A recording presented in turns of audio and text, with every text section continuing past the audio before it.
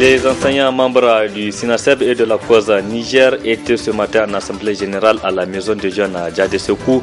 Il s'agissait pour ces enseignants de faire le point du protocole d'accord signé entre le gouvernement et les syndicats.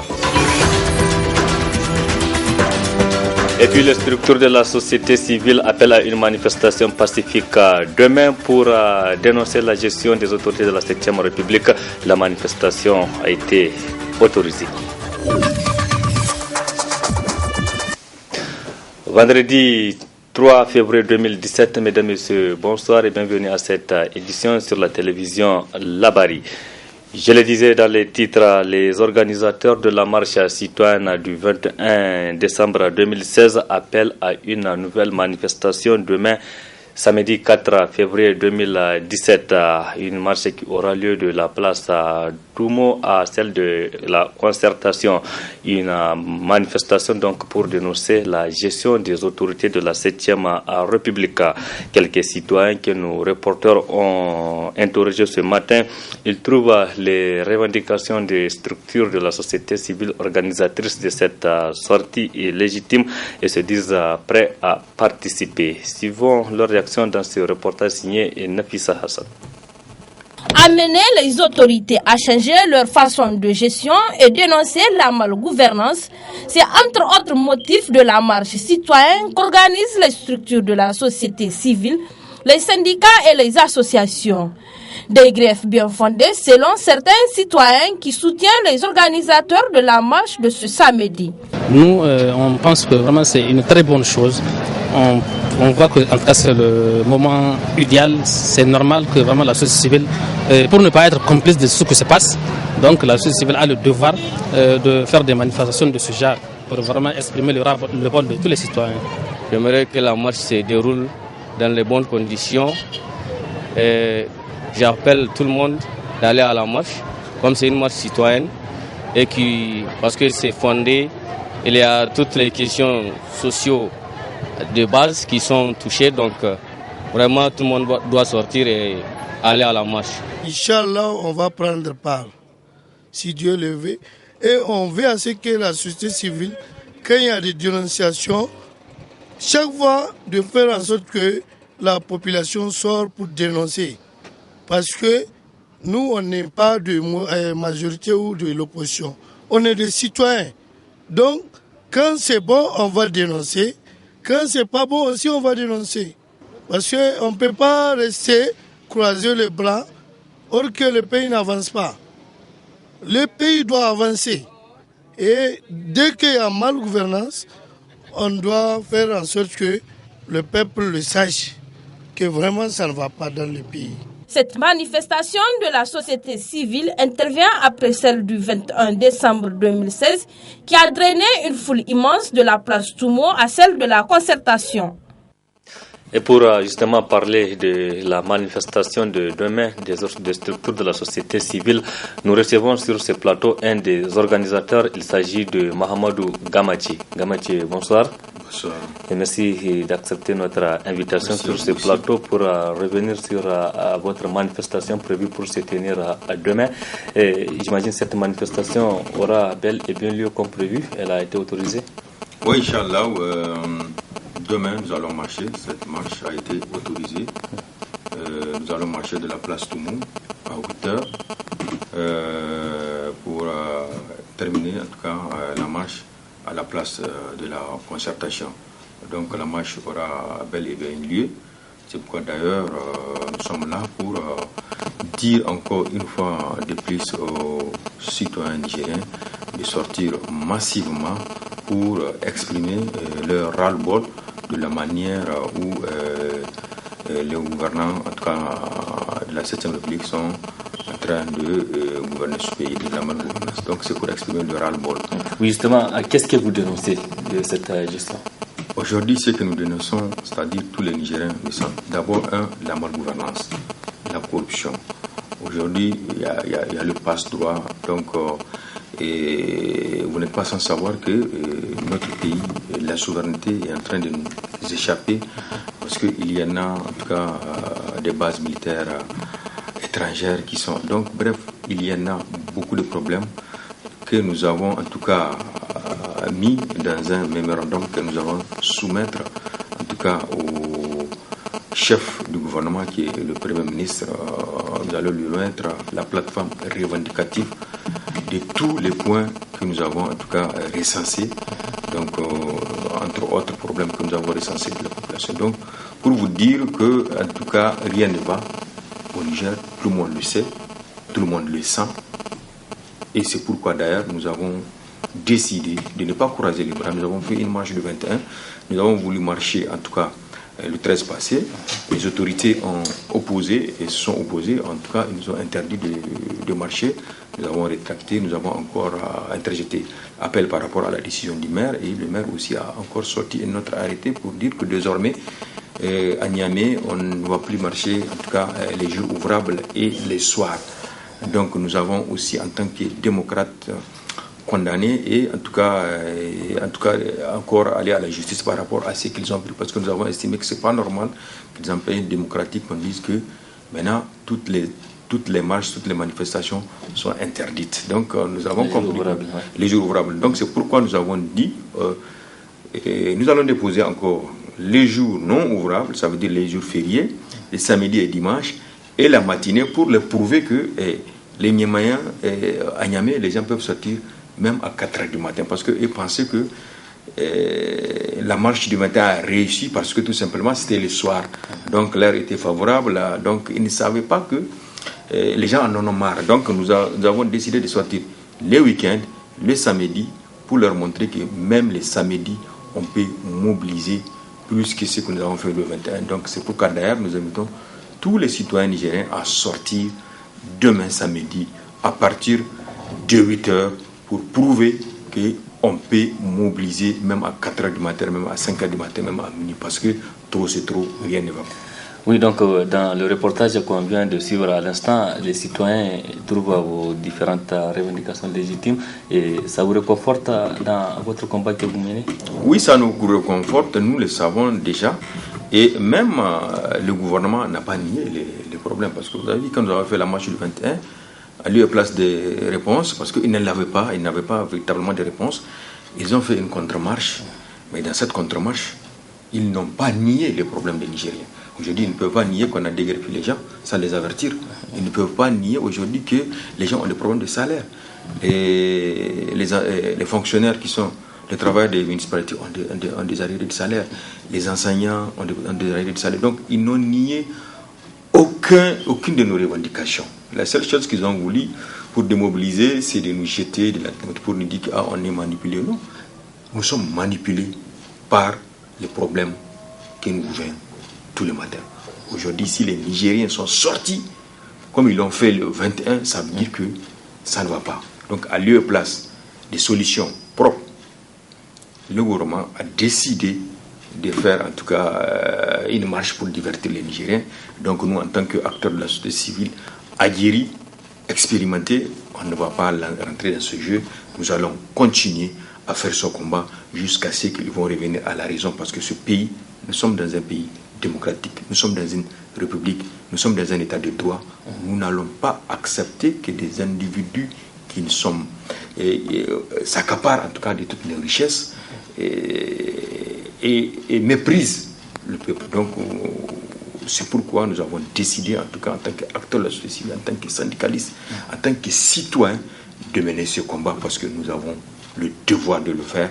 C'est pourquoi nous appelons tous les citoyens ils ont le devoir de sortir le pays, les appels pour le défendre, pour le sauver, parce que nous sommes en train d'aller au mur si on ne fait pas attention. Oui, donc vous lancez cet appel à l'endroit de la population pour effectivement participer à la manifestation de demain. Parlons de l'organisation. Vous, à votre niveau, le comité d'organisation, quelles sont les dispositions que vous avez prises effectivement pour sécuriser les citoyens qui vont sortir demain? Oui, comme je l'ai dit, nous ne sommes pas à notre première marche, nous ne sommes pas à notre premier combat, nous avons l'habitude de le faire, et vous avez vu, le 21 passé, nous avons en tout cas fait une marche pacifique où personne n'a été touché. Ça, c'est extraordinaire. Et même maintenant, nous avons pris les mêmes dispositions. Nous avons pris les mêmes dispositions parce que le pays nous appartient. Nous ne sommes pas des casseurs, nous ne sommes pas des rebelles, on n'est pas des bandits. Donc, nous aimons ce pays et nous savons que nous sommes en démocratie. nous sommes des démocrates, donc nous allons marcher. C'est une marche pacifique. On ne va toucher à rien parce que le pays nous appartient. On ne va pas brûler, on ne va pas casser. Donc nous sommes des responsables. L'organisation, nous avons un comité d'organisation qui a tout fini. Et je pense que les citoyens niaméens ont l'habitude de marcher.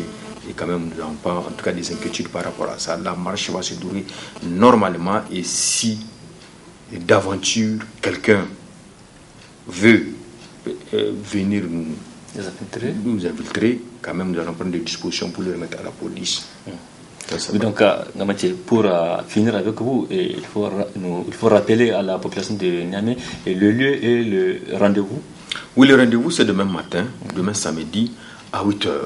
À 8h, à nouveau de la place Toumont. Nous allons marcher de la place Toumont jusqu'au rond-point musulman. On tourne à gauche pour aller au rond-point terrain musulman, aller vers la Koussou, Escalwax. Donc, aller tout droit jusqu'à la place de la constatation où nous allons faire le meeting et remettre le mémorandum au gouvernement pour qu'il change son comportement. Merci Mamadou Gamache. Je rappelle que vous êtes un membre du comité d'organisation de la marche citoyenne du 4 février. Demain samedi, une marche qui aura lieu de la place Toumo à la place de la concertation à partir de 8h.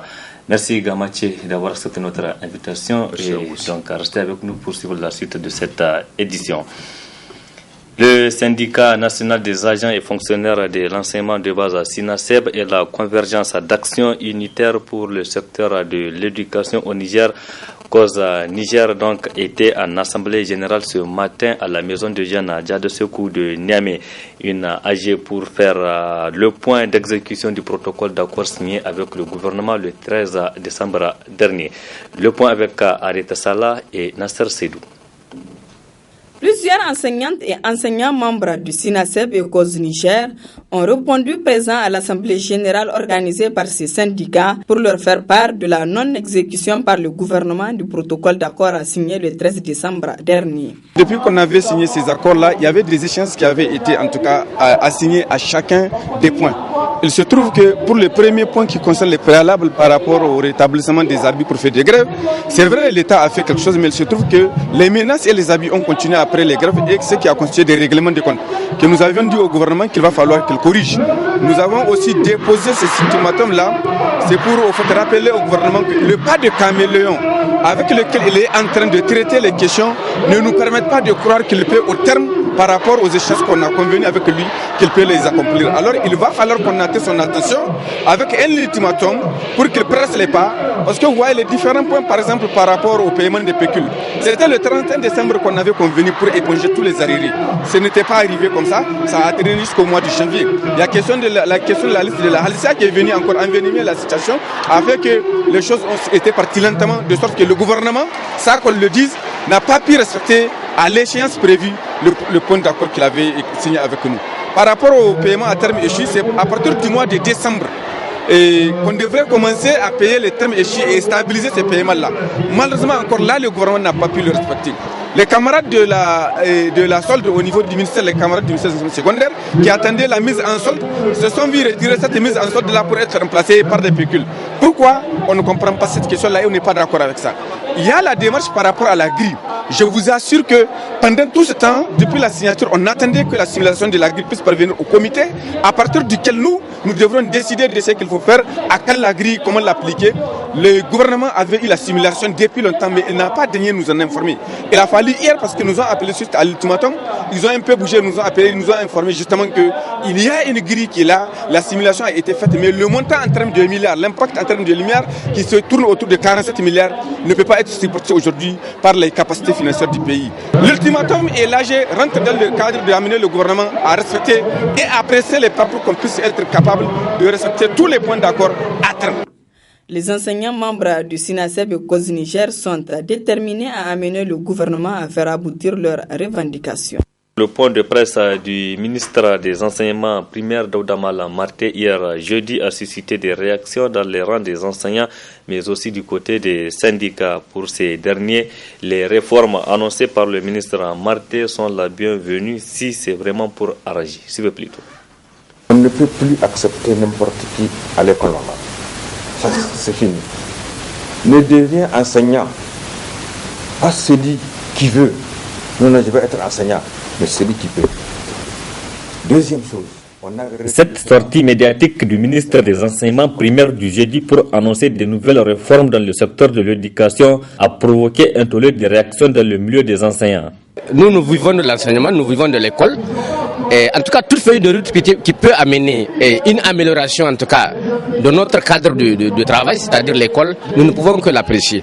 En tout cas, si la feuille de route est appliquée, en tout cas dans sa forme refonte, par exemple, et de la formation initiale des enseignants, notamment dans les ENI, moi je pense que ça peut, de façon drastique, en tout cas de façon notoire, relever le niveau des enseignants qui sortent de ces ENI-là. Parce que le problème aujourd'hui du niveau, certes, il y a le système, mais il y a aussi peut-être la formation initiale des enseignants que nous avons.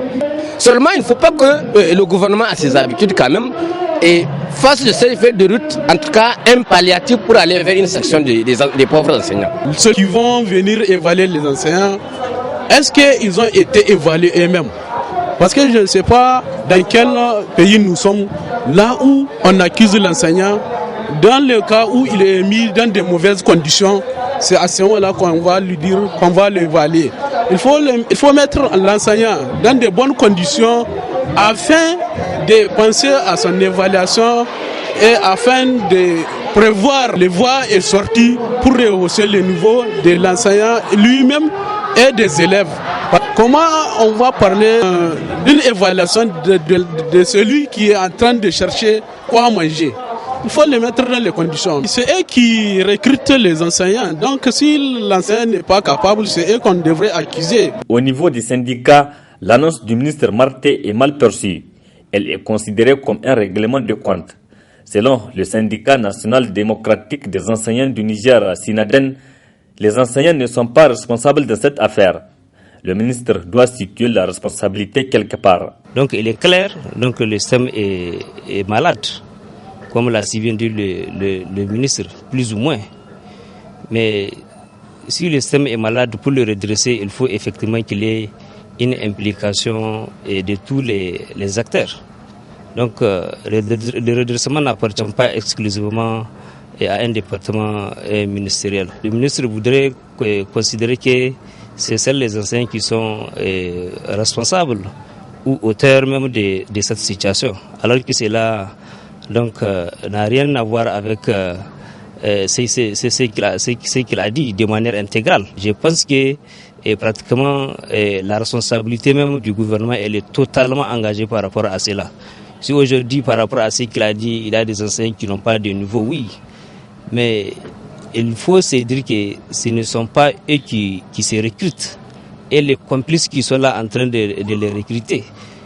Il y a même des données qui montrent qu'il y a des enseignants fictifs. Je pense que les enseignants ne sont pas responsables de cela. Il faut que le ministre fasse un autre raisonnement. En tout cas, il faut pousser le diagnostic et donner des réponses claires par rapport à toutes les revendications qui sont là, par rapport au protocole d'accord, à leur respect, etc., etc. Selon le ministre des Enseignements primaires, plus de 72 000 enseignants seront évalués en mars prochain et que l'accent sera désormais mis sur la formation dans les écoles normales dans le souci de former des enseignants de qualité qui sortiront avec leur guide d'enseignement. Clôture cet après-midi au palais de congrès de Niamey d'un atelier de validation de l'avant-projet de la stratégie de développement durable Niger 2035. Les participants à cet atelier ont formulé plusieurs recommandations que je vous propose de suivre dans cet élément signé Abdelrazak Hamidou et Sadou Doumi. Au terme de 2 jours d'intenses travaux, les 400 participants à cet atelier national de validation de l'avant-projet de la stratégie de développement durable et de la croissance inclusive SDDCI Niger 2035 ont formulé d'importantes recommandations. À l'issue de 2 jours de travaux, les participants à l'atelier de validation de l'avant-projet de la SDDCI Niger 2035 formulent les recommandations suivantes. À l'endroit du gouvernement, prendre en compte les enrichissements de l'atelier de validation de l'avant-projet de la SDDCI Niger 2035. Assurer la participation effective de tous les acteurs dans la mise en œuvre et le suivi et évaluation de la SDDCI Niger 2035. Veiller à l'articulation et la cohérence entre la SDDCI Niger 2035, le PDS 2017-2021 et les plans de développement régionaux. Aux partenaires techniques et financiers, accompagner techniquement et financièrement la mise en œuvre de la SDDCI Niger 2035. Assurer l'alignement de leur cadre stratégique de coopération avec la SDDCI Niger 2035. Aux autres acteurs, assurer la restitution des résultats de l'atelier aux différents groupes socio-professionnels. Le document de l'avant-projet de la stratégie de développement sera transmis au gouvernement pour adoption. Cet atelier de validation est organisé par le ministère du Plan. Brusque suspension de la poussière ce vendredi sur Niamey, la capitale, une situation qui pourrait avoir de lourdes conséquences sur la santé. C'est pourquoi les médecins demandent à la population de se protéger. Reportage est signé Asma Ousseidou et Sadou Doumi. Dans la nuit de jeudi à vendredi, la situation météorologique s'est nettement dégradée, notamment à Niamey avec la suspension des brumes réduisant du coup la visibilité, une suspension de poussière qui va s'étaler sur quelques jours selon la météo. La poussière va s'intensifier sur le région de Difa, mais également jusqu'à Zender. Mais ça va faire 48 heures de poussière intense donc sur les régions de Difa, mais également sur les régions de Zender. Que la température, on ne va pas s'attendre à un changement notable. Donc, juste la poussière avec quelques coups de vent qui vont faire bouger un peu les branches. Ce temps poussiéreux pourrait avoir des conséquences néfastes sur la santé, d'où ces conseils du médecin pour se mettre à l'abri. Les conséquences qu'on peut avoir, c'est surtout les problèmes respiratoires, en l'occurrence les asthmatiques. Donc les asthmatiques aujourd'hui, c'est vraiment une journée qui n'est pas du tout bonne pour eux parce que c'est un facteur favorisant des crises d'asthme, n'est-ce pas? Donc là, ça veut dire que ces personnes-là doivent prendre des mesures, des précautions pour pouvoir éviter ces crises-là. Et ces mesures, généralement, c'est c'est de s'abstenir de sortir. Et si la personne ne peut pas s'abstenir, donc, c'est de prendre des mesures de protection, à savoir les bavettes que les gens utilisent et porter toujours avec eux les médicaments, en l'occurrence les ventolines et autres, pour pouvoir, au moment, en cas de comment ce qu'on appelle, de survenue de crise, que les gens, même si vraiment les gens sont à côté, qu'ils puissent vraiment les secourir de façon vraiment efficace et efficiente. Et la deuxième chose, c'est un facteur, n'est-ce pas, porteur d'un certain nombre de micro-organismes qui circulent dans l'air, n'est-ce pas, en l'occurrence les virus et les bactéries qui circulent dans l'air. Donc ça peut être aussi une cause, un facteur favorisant vraiment des infections respiratoires. Donc là aussi, pour les autres, ceux qui sont indemnes, n'est-ce pas, c'est de porter les bavettes et autres pour se protéger. Cette suspension de poussière couvre presque l'ensemble du territoire national. Des précautions doivent être prises pour éviter certaines complications sanitaires. Cérémonie de remise de 200 motos 125 à la population de Gaïa par la mutuelle d'épargne et de crédit Amana Al-Oumma. Des crédits donc à rembourser dans les 9 prochains mois. C'est le préfet du département qui a présidé la cérémonie en présence des bénéficiaires qui sont les conducteurs des taxis motos et les groupements féminins.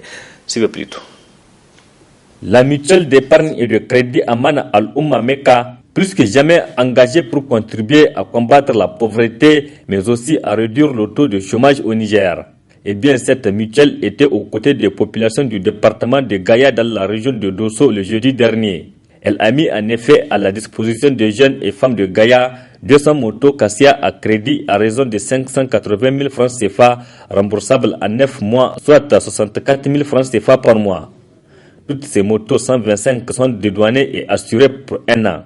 Un vieil adage de chez nous dit que la promesse est une dette chez les personnes honnêtes et respectables.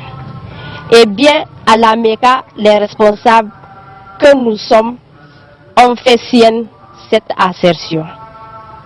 En effet, il y a de cela quelques mois, lorsque les dirigeants syndicaux des mototaxis de Gaïa avaient effectué une mission sur Niamey à notre siège, afin de solliciter auprès des responsables de la mutuelle leur désir de renouveler leur parc moto déjà vieillissant. Après une analyse approfondie de la requête, une suite favorable fut donnée, laquelle est matérialisée par la cérémonie qui nous réunit aujourd'hui dans la belle cité légendaire du Dandi. La plupart des bénéficiaires sont des jeunes actifs dans taxi moto ou kabu-kabu, un geste donc qui va droit au cœur de ces jeunes, mais aussi du syndicat de conducteurs des taxis moto de Gaïa. Je suis content aujourd'hui, je fais 6 mois, je pars à Niamey pour demander de crédit à madame la directrice. Aujourd'hui, madame la directrice, le crédit que j'ai demandé, elle m'a remettre le crédit. Je suis content, je suis dans une bonne condition. Aujourd'hui là, c'est une grande fête pour nous, parce que c'est ce qu'on attend depuis longtemps, c'est aujourd'hui qu'on a eu ça. On vous remercie, on remercie l'Amana Al-Oumma et nos autorités que à chaque fois qu'on vient ici, ils nous accueillent, ils nous encouragent. Maintenant, c'est une lutte contre la pauvreté qu'on est en train de chercher à nos enfants. Farin ciki na shine gaskiya na ji daɗi abinda aka yi mana kuma wanga alkawali da suka dauko har canya mai har suka kawo mu shi a nan garin gana mu muna roƙon Allah yayi daidai kuma muna roƙon Allah ya sa mu ma mu cika alkawali mu zamanto mutane masu rike alkawali gondo kan projo kan dai si irsabu gumo iko dai mai bananda irgon ware irko ga kan da gonno wo irse kwarora ge labo se irgon ware no garo kan dai se irko dai mai ma banda bani da lafiya. Même sentiment de satisfaction pour le préfet de Gaïa, très ému de cet acte combien important pour les jeunes et aussi pour le département en général. Le manque de ressources financières fait que la plupart des jeunes de nos communes restent désœuvrés et se livrent à des actes de délinquance de toutes sortes. En effet, cette cérémonie de remise des taxis motos vient donc à point nommé parce qu'elle permet d'abord de mettre à la disposition des jeunes des motos-taxis pour lutter résolument contre la pauvreté et le chômage. Ensuite, de permettre aux bénéficiaires de ces taxis motos de participer à l'œuvre de construction nationale. Le représentant du chef de canton, le vice-maire de Gaïa ont tous pris la parole à cette occasion pour exprimer leur reconnaissance à la mutuelle Amana Al-Oumma et aux différents responsables. Créé le 17 janvier 2011, Amana Al-Oumma Mecca a pour principale mission de contribuer au développement économique et à l'intégration sociale par la microfinance et la promotion des microprojets. Cette mutuelle se fixe comme objectif principal de devenir un système financier décentralisé accessible aux populations à faible revenu pour leur développement et leur épanouissement. De Gaïa, rendons-nous directement à Méné-Soroa, c'est dans la région de Difa. Long de 8 km, le tronçon Méné-Soroa-Gaïdam Nigeria sera bitumé et bientôt les travaux de la réalisation de cette route seront financés par le projet de gestion des risques, catastrophes et de développement urbain. Précision dans ce reportage. C'est bientôt la fin du calvaire que connaissent les usagers de la route Méné-Soroa-Gaïdam, une localité du Nigeria voisin. C'est cette grande et bonne nouvelle que sont venus annoncer aux populations de Méné-Soroa le gouverneur Mahamadou Lawali Dandano et le coordinateur national du projet de gestion des risques de catastrophe, M. Amadou Souley Massaoudou, pour la première étape de leur visite à Méné-Soroa le jeudi 2 février. Il s'agit d'un tronçon de 8 km qui sera entièrement construit en bitume bicouche, un projet porté par le PGRC sur un financement de la Banque mondiale. L'objectif ainsi visé par le PGRC est de désenclaver le département de Méné-sur-Loire pour une facilitation des échanges économiques, socio-culturels au plan national et sous-régional. Une démarche qui réjouit les autorités de la région de Diffa. C'est le seul axe sécurisé, donc c'est vital pour la région. Mais très malheureusement, les 8 km, c'est un calvaire pour les transporteurs. Plusieurs camions ont eu des accidents ici. Et aujourd'hui, le PGRC nous a entendus et ils sont prêts à financer ce tronçon. Donc aujourd'hui, c'est une joie pour la région parce que c'est une bouffée d'oxygène. Donc nous sommes venus aujourd'hui avec le coordinateur du projet pour qu'il puisse voir l'état réel de la route. Mais le principe est acquis, le financement est acquis et Inch'Allah, dans quelques mois, ça sera un vieux souvenir. Pour le PGRC, cette visite de reconnaissance de l'axe Méné-Soroa-Gaïdam se veut comme la matérialisation de son engagement relativement au projet. Nous avons été sollicités, pour apporter notre appui et sur l'instruction de la hiérarchie, pour apporter notre regard des populations. Comme l'a dit le gouverneur, c'est de ce tronçon aujourd'hui qui lie en tout cas la région de Diffa au Nigeria. Donc nous avons pris l'engagement d'apporter notre concours à travers le financement de ce tronçon. Au terme de la construction du tronçon, nombre d'opportunités s'offrent ainsi à la région de Diffa et particulièrement à la commune urbaine de Méné-Soroa. À travers ces tronçons, c'est toute la région qui sera désenclavée. Ce n'est pas seulement la ville de Méné-Soroa, mais c'est toute la région ou même la sous-région, parce que c'est un passage aujourd'hui obligatoire des transporteurs allant dans les pays voisins comme le Tchad, la Centrafrique et le Cameroun. La deuxième étape de la visite du gouverneur de la région de Diffa et du coordinateur national du PGRC a été l'école Méné-Soroa Médirsa 1, où ils se sont imprégnés de l'état d'avancement de chantier de construction de 3 blocs de classes en plaques écologiques financés par le PGRC. Il s'agit des classes préfabriquées en tonnes.